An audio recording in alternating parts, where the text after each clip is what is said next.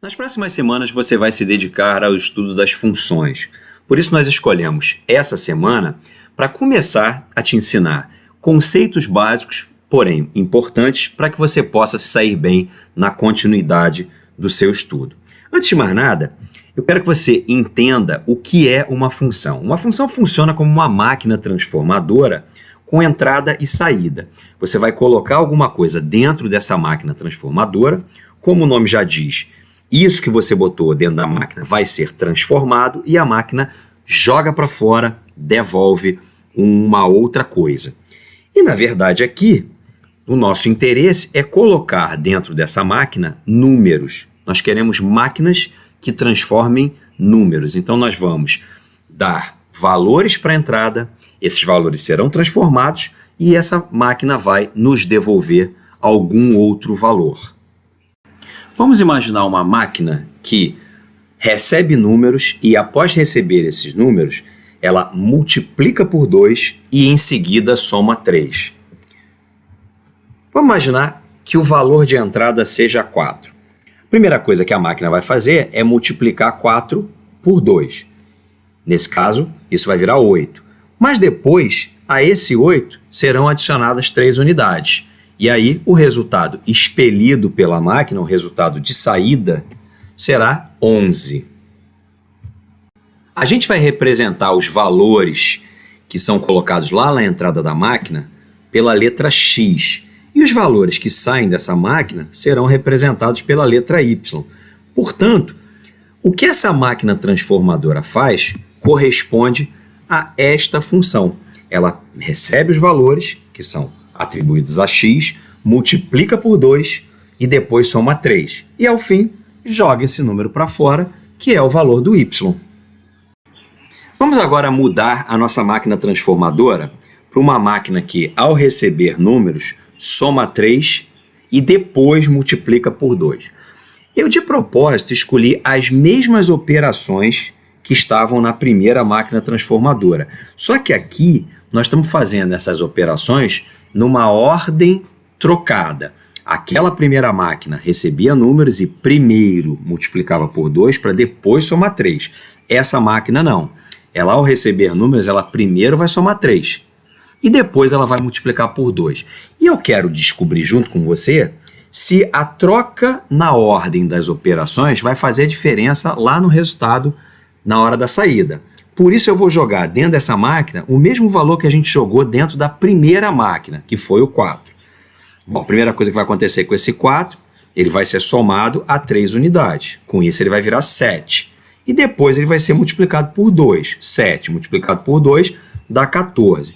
Então perceba que o resultado que sai da máquina não é o mesmo que saiu lá na primeira máquina, quando a gente jogou dentro da máquina x igual a 4.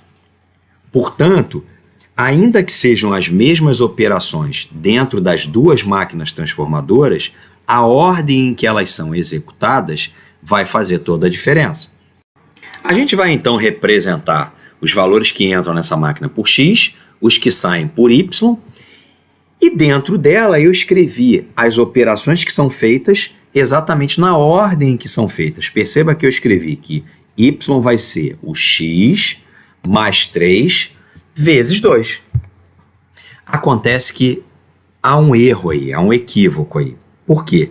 Quando eu escrevo uma expressão desta forma, x mais 3 vezes 2, eu e você já sabemos que primeiro deve ser feita a multiplicação, para só então ser executada a soma, a adição. Então como é que eu faço se a minha máquina primeiro soma para depois multiplicar? É justamente para isso que existem os parênteses. Os parênteses, eles não são usados para organizar a conta somente. Eles são utilizados para te dizer que em determinados momentos, aquela ordem natural que você aprendeu, que primeiro multiplica e divide, depois soma e subtrai, aquela ordem natural, ela vai ser trocada. Então, toda vez que você quiser trocar a ordem preferencial das operações, você deverá utilizar parênteses para indicar isso. Agora você tem a opção, se desejar, de fazer a distributiva, ou seja, distribuir o 2 de modo multiplicativo, e aí você vai ficar com uma expressão equivalente que é y igual a 2x mais 6.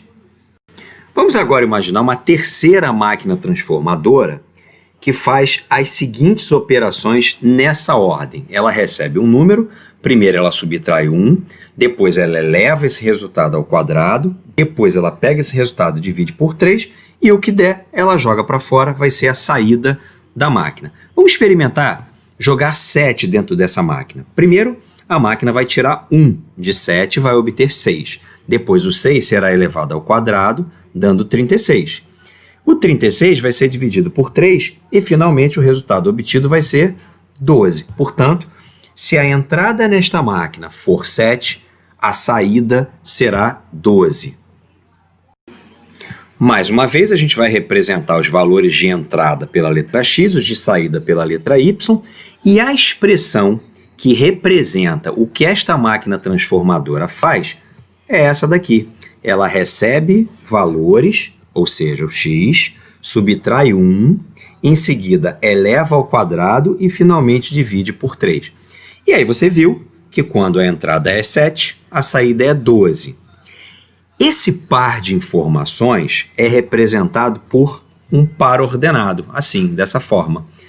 Entre parênteses, primeiro você vai escrever o valor da entrada e depois você vai escrever o valor da saída, nesse caso, 7 e 12.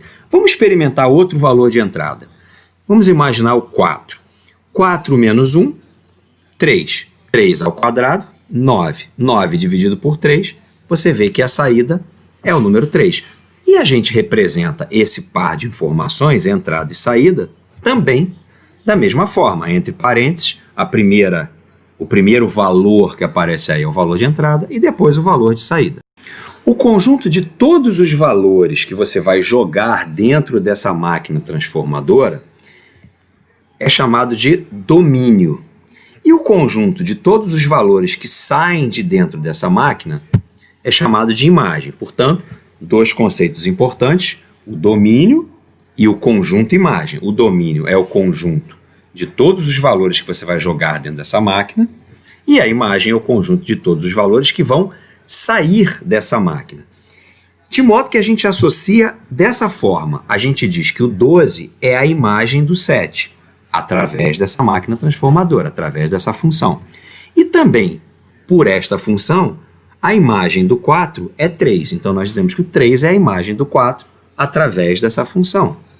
Falta agora dizer para você que esses pares de informações, 7 com 12, 4 com 3, ou seja, os valores de entrada e suas respectivas imagens, normalmente são representadas graficamente num plano cartesiano. Dessa forma, perceba que esse primeiro ponto representa o fato de que para uma entrada igual a 4, a imagem será 3. E o ponto mais lá no alto está dizendo para a gente que se a entrada for 7 nessa máquina, a imagem será 12.